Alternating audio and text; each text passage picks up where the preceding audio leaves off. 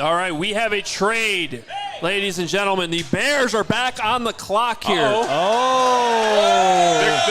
they going to get their defensive end here? They might.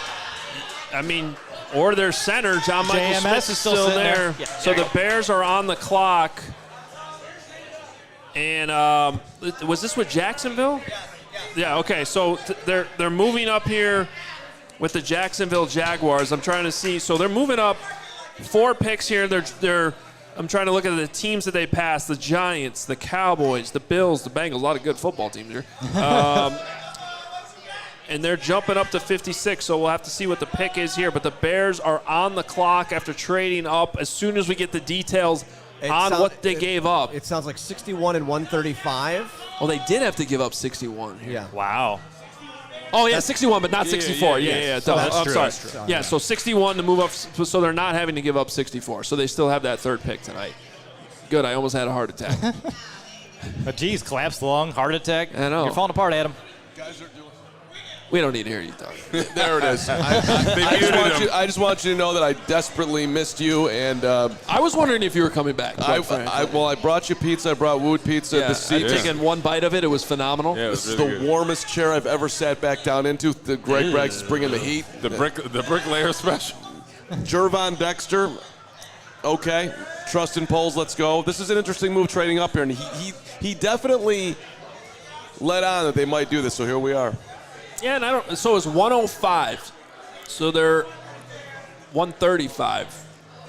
So I'm curious. Yeah. I think that's the Eagles. I think that's the 4th round pick from the Eagles. Okay. Right? That was next year's 4th, wasn't it? But they have this year's first. They have this that's year's right. 4th rounder from also, the Eagles because of that's Robert true. Quinn. That's right. Thank you, Robert Quinn, very much. Another defensive lineman here. Yeah. Richard. You think so? I think so. Richard here wants thumbs up or thumbs down. $5 super chat. I don't know how to feel about the pick. Scheme fit goes over my head. My Tampa 2. It's. I'm afraid to even read that out loud. Read it, Carm.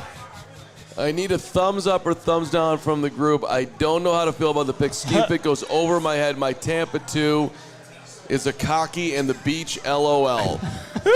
I'm with you, Budnick. This is the internet. You're allowed, pal. This is Friday night. We're okay. So far I'm right here. Yeah. And depending on this pick, I'll either go up or down. Not to cop out of the situation. But I just think for the scheme, I don't know if it's a fit right now off of base of what he did in college. It could turn out to be, he could be the steal of the draft. Who knows?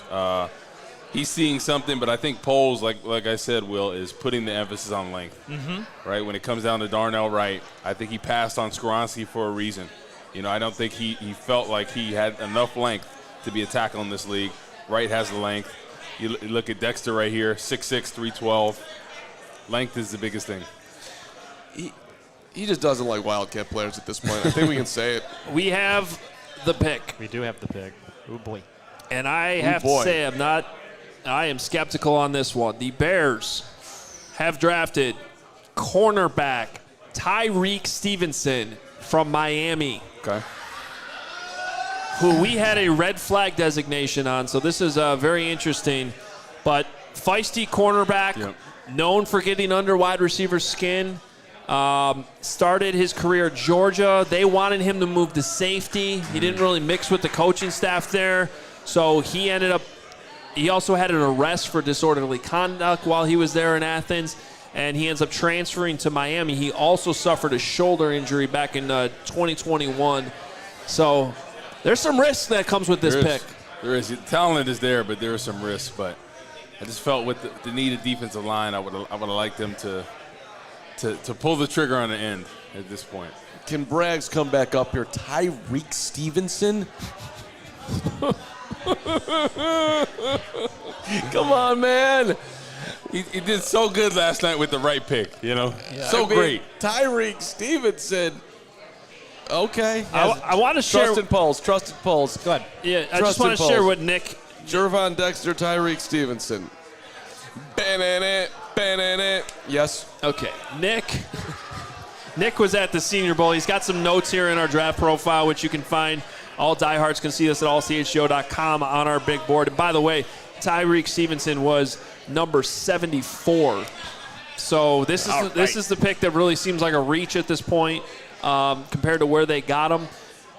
Nick said he got a chance to watch Tyrique Stevenson up close at the Senior Bowl. He played with physicality, made it difficult for opposing wide receivers to run routes. He was flagged a couple times for being a little bit too handsy, but he was still in good position for a majority of his reps in one-on-ones. He got matched up against Princeton wide receiver Andre Isovis for one of the one-on-one plays, and despite the wide receiver running a double move up the field, Stevenson was there step for step. Isovis still ended up making the catch, though. Good rep for both players. I'm a big Andre Yoshivas fan. That's my guy. Princeton track guy. Good job by Stevenson to hang with Yoshivas, who, by the way, gets knocked for not making contested catches. That's another example of him doing it. Bears, Yoshivas, 7th round, back to Tyrique Stevenson. This is interesting. Just not a big fan of these past 2 picks, to be honest with you guys. Yeah, it's deflating a little bit here. It is. One thing I just want to mention, though, between last night's pick and Darnell Wright and then Stevenson, though, is that I can appreciate and I can kind of see is that change of identity that the Bears are trying to have on both sides of the ball, right? Because Wright has that nasty demeanor a little bit, right? That tone setter. And as Adam was talking about in his scouting report, this is a guy who can get under wide receiver skin. He's going to kind of be that mind game player. Exactly. And now you can complete your secondary, too, with Jalen Johnson, Stevenson, Kyler Gordon, Brisker, and Eddie Jackson. Exactly. But now you have that guy in that unit who is going to be like, the one chirping a little bit. Exactly. So, Need that again, toughness. I'm not. Do I agree with the pick right here? Yeah. Probably not. But in terms of like how they fit on the team, it's interesting. Yeah, Devin just announced it. He got to do this one too, Oh. and of course, because it's the U, he gets his guy from the U. He threw it up. He threw the U up there. Yeah. I'm surprised they didn't take Darius Rush. He's got an interesting combination of speed and length. We've talked a lot about length here. Great route recognition. He played wide receiver until 2 years ago, so he seems to really have an understanding of essentially running these routes for the wide receivers. He was on the senior. He was at the Senior Bowl too. I mean, okay, it'll be interesting to hear what Ryan Poles has to say. Yep. I mean, double A might have been off his board because he doesn't have the length that some of these guys have. I think length is the biggest thing. That's why Skoronski was off. So that's the common theme right here, especially with the offensive defensive line. He wants guys with length. Did play the nickel at Georgia before moving over to Miami. 2-year starter at Miami, going through Brugler's breakdown here. That's Adam's thing. Yeah, I try to do it too. Since we can't even hear Carm because his I was mic's going not to in front of his say, face. what was your first show ever? I got a couple super chats here. John Allen says the Bears' big board is a mess. Missing on edge, and as Woot said, missed on the scheme for DT. And then the Duke, $20. He's chiming in. He says, yikes on tonight. JMS was right there. So the Duke is not happy. If the Duke's not happy, I'm not happy. Yeah, it's interesting. I want to finish. We were still on Dexter when we got interrupted by the Bears trading up. Yeah. And here, by the way, John Michael Schmidt's off the board to New York. He just got drafted by the Giants. I would have been almost better if they drafted him with that second rounder. Yeah. I would have been okay with that pick. I would have loved it. He would have been. He was our top guy on our board. Exactly. Left. And then the offensive line, you got solidified. You got a younger guy that can be here for years to come. Pass rush ends.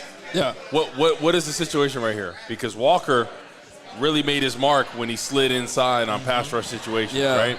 And then you got Green, a guy that's kind of bounced around a little bit. That's probably slated to be the right end at this point. It's going to be a better situation than last year, but what pass rushers do we have at this point? All right, here's the weaknesses on Dexter. Spotty snap anticipation, consistently the last to move out of his stance.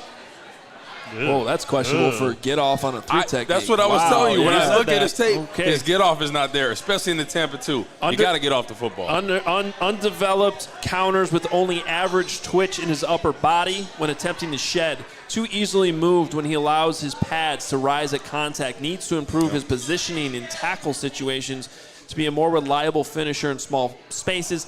Flagged multiple times for roughing because of his tendency to put all of his weight on the quarterback, which they definitely call at the NFL level. With his height and length, I expected to see more batted balls on tape. Played a lot of snaps. He averaged 52.5 defensive snaps per game and would go half speed at times. Unimpressive backfield production and didn't reach double-digit tackles for loss in his career. Yikes. 2-year starter at Florida. Dexter was primarily a 3-technique defensive tackle, and co-defensive coordinator Sean Spencer's 4-man front, lining up everywhere from nose tackle to head up over the tackle. After giving up football to focus on basketball in middle school, he returned to the sport as a junior in high school. Has shown incremental improvements over the last 5 years. I do like that. I like guys that are getting better. Dexter carries his weight well with impressive foot quickness, and pass rush potential, although you wish he had more backfield production to show for it. His impact can be traced to his ability to leverage. He's a very different player when he utilizes his long levers to put blockers on skates as a pass rusher or anchor, stack, and work the point in the run game. Dexter must develop a more disciplined approach to turn the flashes into more consistent play, but he is an agile, coordinated, big man who is yet to play his best football. He is a traits-based projection who can play up and down the line, which will interest both even and odd fronts. I'll just say this. Winning draft night doesn't matter. Winning on the field does.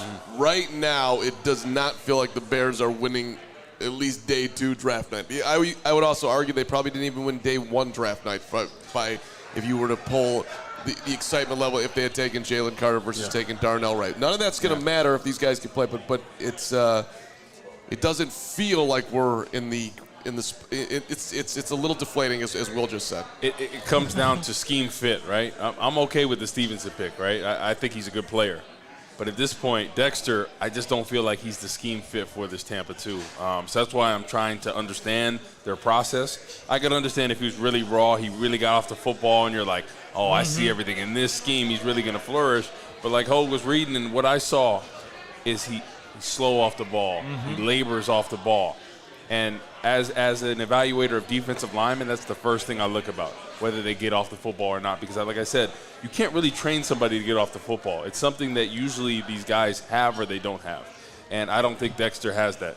Well, I think even if he's not going to be terrorizing quarterbacks right now in the backfield, the good news is the Bears have a complete secondary now, so they might not have. That's a good thing. They might have to cover all day. Exactly. They may not have a pass rush, but they do have guys who can cover there at every single position now in the secondary. I do like, Stevenson in terms of like his length, his speed, his ability to cover.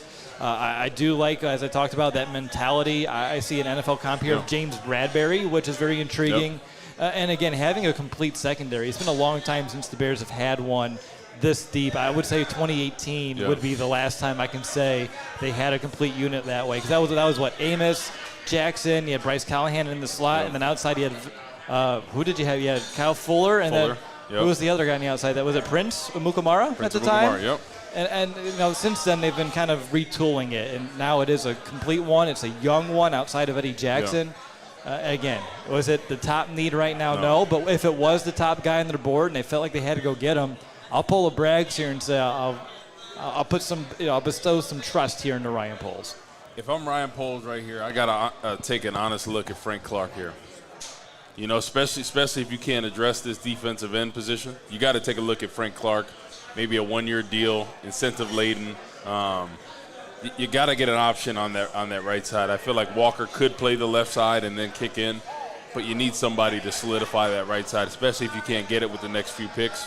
Yeah, they have a lot of money still that they will have to spend. Yeah. There will be guys who get cut. And Ryan Poles said to the media not that long ago when you guys were there just about, hey, we're not going to be able to fix and fill every single need this year. Yeah. So for me, again, if he had other guys ranked higher and he's sticking true to his board and he understands, like, damn, the board didn't fall exactly how I wanted. Yep. I didn't get my 3-tech, but maybe that's the next year. Maybe I can get a placeholder in the meantime.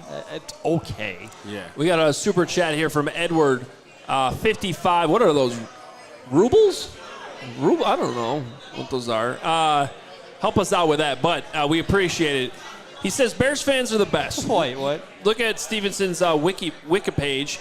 Says he was drafted by the Chicago Bears in the second round of the 2023 draft and became one of the best corners in NFL history and was Super Bowl champion with the Bears in 2026. I'm checking that out right now because I want to see that. They probably already got scrubbed. I did see Braggs on his phone, and I don't know, he looked like he might have been doing that. Also, the Duke has chimed in again. Oh, Duke. Super Chat, 1999 from the Duke. I'm getting very nervous that polls in this regime is a bit too invested in measurables. At some point, you got to turn on the tape, see if a guy can play. They did that with the first overall. With I know, and really I feel like they have done that. And these last 2 picks, it's kind of gotten a little astray. You remember I said every year people get too caught up in the measurables. They're like, oh, this guy. And I feel like Lucas Van Ness, that was a lot of why he got drafted so high. Because you look at the tape, and Hall, in my opinion, is a way better talent than him. I think he's more NFL ready, pass rush potential, plays the run really well. But I think Lucas Van Ness was rising from the combine. He ran the 4.6. He's almost 275. He looks like a freak of nature. He's got 3% body fat. And I think all that factors into it. But you got to look at the tape. The tape does not lie. And when you're evaluating a defensive line, I got to look at that get-off. If you're not getting off the football, especially in this Tampa 2 scheme, you're not a fit. There's one thing you said there, Woot, that I just want to counterpoint just a little bit here. So you said, like, when you look at the tape, that player is better right now than who the Bears drafted in Dexter. But with the Bears are at in the rebuild, do you draft who's better now, or do you draft who you believe you can coach to be the best player in a year or two?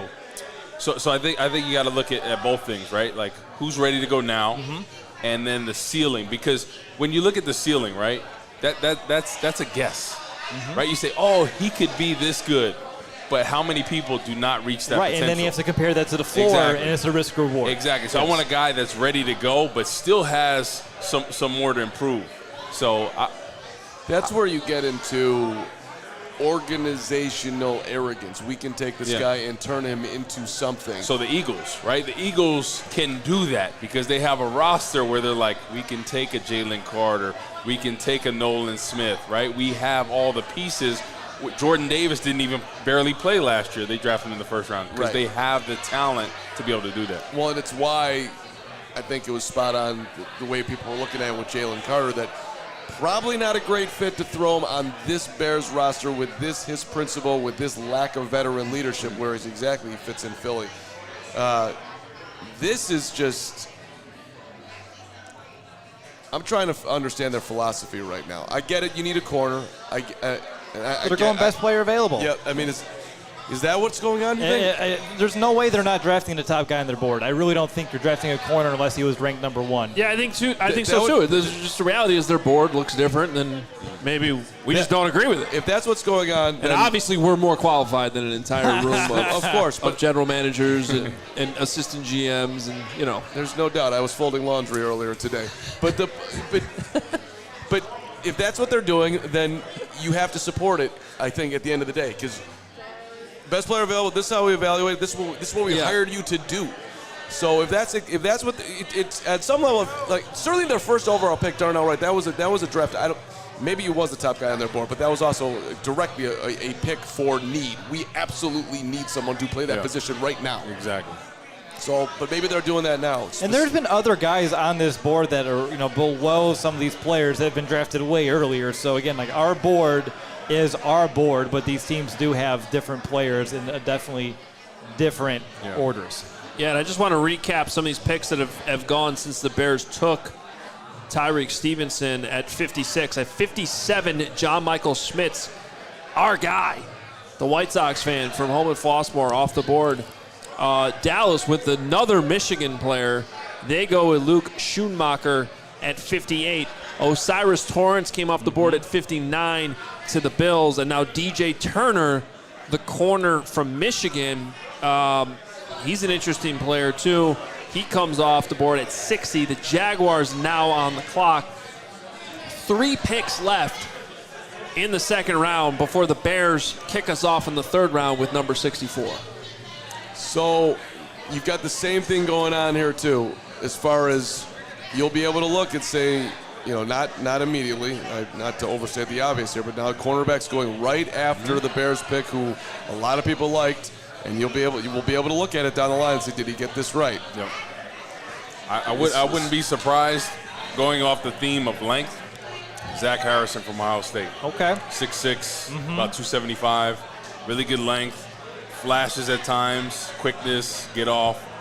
I feel like he's underperformed for the physical prowess that he has, but I think he's pretty talented. So you think no chance they would take Adebari for the people in the chat that are wondering about Adebari at 64? I don't think you double dip like that here. No, and it just seems like the theme is length.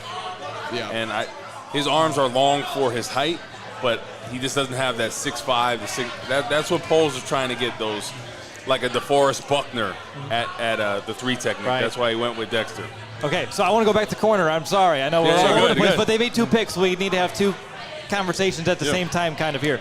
So with Stevenson, I think the impact here, too, is it's going to help Kyler Gordon a lot because this may make Gordon a slot-only cornerback. He doesn't have to do double duties. Exactly. You have a guy who you can trust on the outside in your base package, and then when you're in your sub, you can bring in Gordon. And I do think, again, it's going to help this defense. Exactly. And it's not going to be as much as maybe a pass rush right now, but I don't think the board fell the Bears' way as much as we were kind of hoping to start tonight. I'm fine with the Stevenson pick. Dexter pick is where I can tell you're stuck on it. Yeah, you're sticky on it. I because get it. I'm fine with the corner. Like you said, it takes the pressure off Kyler Gordon. My only thing is, how long can they cover for at this point, right? Yeah. So we need some talented pass rushers in there.